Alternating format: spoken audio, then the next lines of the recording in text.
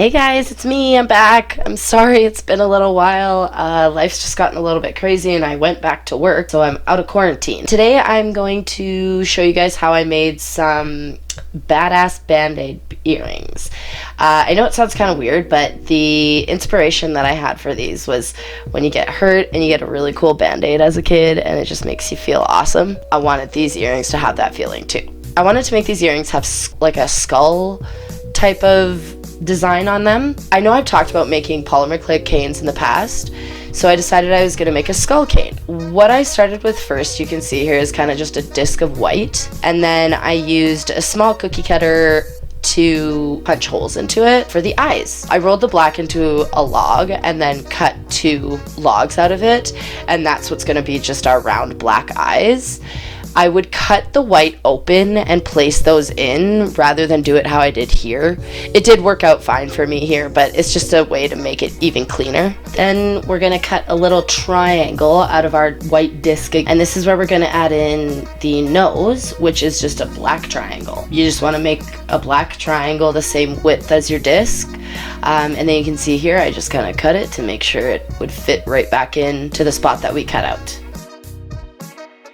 So now we have a little triangle nose. Now we have to make the teeth, or the mouth, I guess. So how we're gonna do that is basically how we made the stripes in my Beetlejuice video, which I will link here so you can go watch if you would like. But we're just gonna stack the black and white alternating to get black and white stripes. So I've just done a small triangle here and alternated back and forth between the white and black to make our mouth. Then we're gonna turn that on its side so that the stripes are facing vertically, and you wanna cut that in half. I cut off the sides a little bit here too, it's just a little bit tall. And then you wanna just slice out another black rectangle from a rolled out slab of black clay to separate the top and the bottom of the mouth. Then I cut off a little bit more. It was just a little bit big when I first added it.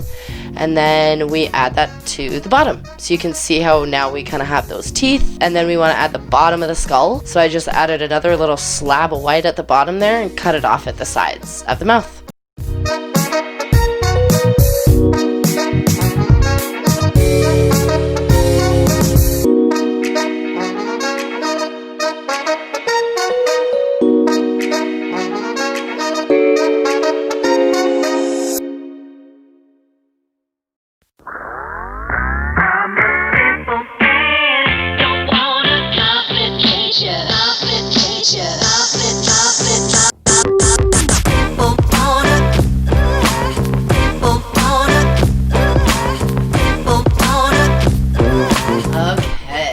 So I wanted to make these Band-Aids purple. So that's why I decided to surround the white in purple. It's easiest to make a cane in a circle shape because what you're gonna end up doing is reducing it from the center out. So you can see here I'm kind of squeezing from the center to elongate this into a snake of clay. I cut off the purple at the end here only because as you squeeze it, obviously the ends aren't always gonna stay very perfect. It's gonna be kind of a wasted clay. But you can always add that to your scrap clay that you can use for other projects. But I just cut off a little bit of the purple so that I could save some of it. So, I mean, if you can cut off colors here and there so that you can save them so they're not all mushed together, it's always helpful. You can see I reduced this down, and then once you've reduced the cane quite a bit, it squeezes everything together into like a nice, beautiful picture. And then slice through your cane, and you get a beautiful little picture. In this case, a skull. So I continued reducing these. The nice things about polymer clay canes is that you can make them really any size. I wanted them to be small for this because the Band-Aids were going to be quite small. But basically what you want to do is you roll out a slab of clay. You can use your pasta machine or a rolling pin. If you use a rolling pin, try and use a guide for width so that it's kind of an even width. I like to use 2 popsicle sticks.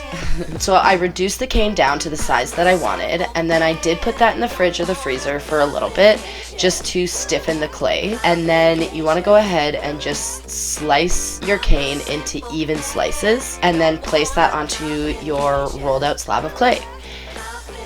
Once we get that all over our slab of clay, we're gonna roll over it again to incorporate everything, and by doing that, it makes it look like fabric.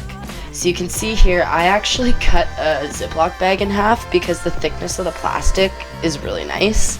So I cut that in half, and I'm just kind of using that over top so that I'm not transferring colors of clay onto one another, because black and white transfer like crazy. So the other thing you can see I'm doing here as well is I'm not necessarily rolling all the time. I'm kind of taking my rolling pin and rubbing it. I think the actual term for it is called burnishing. So I'm just kind of rubbing those discs that I've cut from my canes. I'm just kind of rubbing them in a little bit further so that we get a nice, even fabric-like finish.